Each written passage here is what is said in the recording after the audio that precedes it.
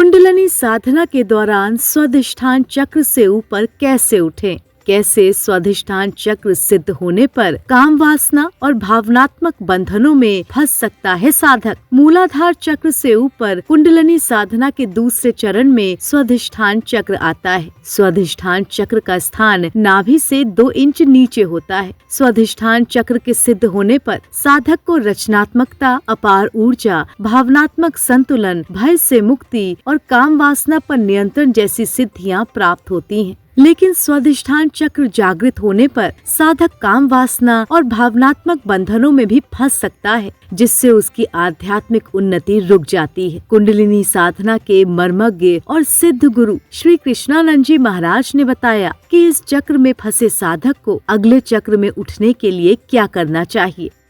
एक चक्र का दूसरा चक्र है स्वाधिष्ठान चक्र।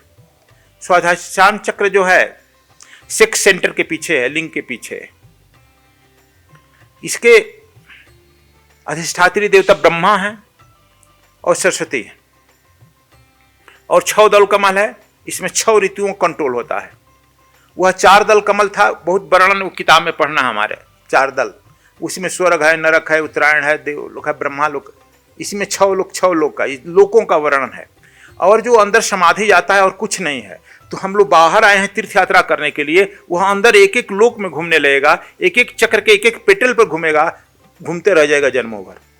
अब देखो स्वर्ग नरक सब जो बाहर पुराण में पढ़ता है वही देख करके लोग पढ़े हैं। इसलिए तुम अंदर की अपना यात्रा कर लेगा तो पूरे विश्व ब्रह्मांड का पतरा हो जाएगा। इसीलिए वेद में संक्षेप में रूप में कहा गया है, यथा पिंडे तथा ब्रह्मांडे। जो पूरा ब्रह्मांड है वह तुम्हारा पिंड में है। यू आर द मास्टर की ऑफ द होल यूनिवर्स।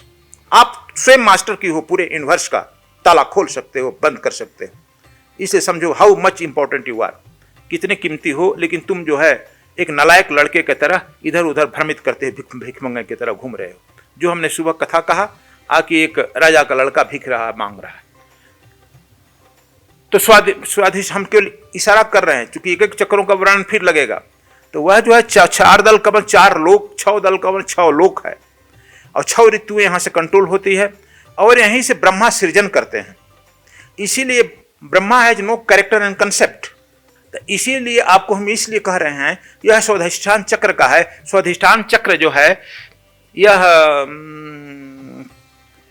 नीति नहीं जानता है, इसलिए यहाँ पर कैरेक्टर एंड कंसेप्ट नहीं है, वह परिणाम जानता है। इसलिए अवघड़ लोगों के पास भी अवघड़ जो होता है यह परिणाम जानता है, परिणाम क्या मिल रहा है, समझ गया। इसलिए उनको जनरेशन करना है, ब्रह्मा को सृष्टि बढ़ानी है जैसे बढ़े। इसीलिए यहाँ पर जब आदमी को वह चक्र बहुत क्रियाशील हो जाता है, कब से क्रियाशील होता है? 7 वर्ष में एक क्रियाशील होती है।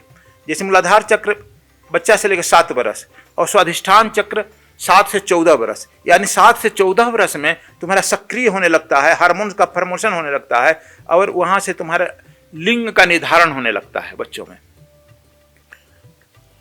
तो यह स्वाधिष्ठान चक्र ब्रह्मा, और वहां पर जो जोगी पहुंच जाता है उसको जो है बक्ता सरस्वती के तरह बक्ता आ जाएगा, बक लेगा। बिन पढ़े बके पुराना, कबीर साहब कहते हैं, बिना पढ़े जो बोलेगा पुराण बोलेगा। Do you follow? तो तुम लोग जानते हैं बहुत है, यह उस चक्र का खेल है। और यह समझ लो कि तुम बाहर जाकर तो बड़ा याद है, यह स्वाधिष्ठान चक्र का खेल है। और लेकिन वहां पर बता दिए कि न नीति है, न नियम है, न धर्म है, न। इसीलिए ब्रह्मा की सृष्टि में पूजा नहीं होती है। कर्मकांड में फंस जाता है वहां। यहां बहुत कर्मकांड रहता है। और कर्मकांड से यह बात समझ लो, वह कर्मकांड से परमात्मा का कोई संबंध नहीं है। कबीर साहब एक जगह कहे हैं कि जोगी कर्मकांडी सेवड़ा, इनसे भक्ति न हो, इनसे सदा रहिए दूर। कबीर साहब कहते हैं इनकी भक्ति नहीं होती है।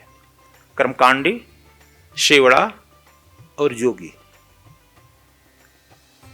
इन लोगों को बहुत श्रेष्ठ तुमला आता है। कबीर साहब स्पष्ट शब्दों में कहते हैं इनसे भक्ति नहीं होती। चूंकि परमात्मा से कोई संबंध नहीं है, न कर्मकांड को संबंध है, न जोग से संबंध है। दोस्तों, स्वाधिष्ठान चक्र जल तत्व और सृजन से संबंधित है, जिसके जागृत होने से व्यक्ति में आनंद, उत्साह और दिव्य प्रतिभा का विकास होता है। व्यक्ति कई कलाओं या विचारों को रचने में सक्षम हो जाता है, लेकिन व्यक्ति को इन उपलब्धियों में आसक्ति नहीं होनी चाहिए, बल्कि उसे आसक्ति भाव से निरंतर अभ्यास कर ऊर्जा को ऊपर उठाने पर ध्यान केंद्रित करना चाहिए। दोस्तों, आपको बता दें कि कुंडलिनी और चक्र साधना केवल योग्य गुरु के मार्गदर्शन में और बहुत संयम के साथ करना चाहिए, अन्यथा लाभ के बजाय नुकसान भी हो सकता है।